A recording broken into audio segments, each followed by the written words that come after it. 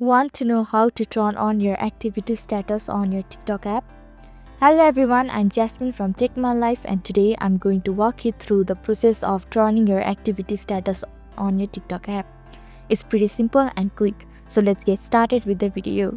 First, you tap on the TikTok app on your screen.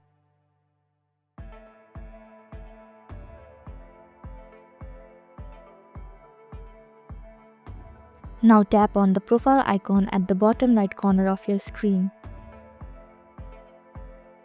Then tap on the hamburger icon at the top right corner of your screen. Likewise, tap on the setting and privacy option at the bottom.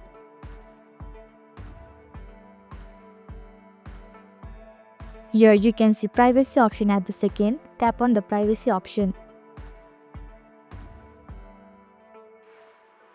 Right below private account, you can see activity status. Now tap on the switch bar right beside the activity status. So this is how you can turn on your activity status on your TikTok app. Thank you for watching Take My Life. Hope this video was helpful. If it was, then hit the like button and comment down if you have any questions or feedback.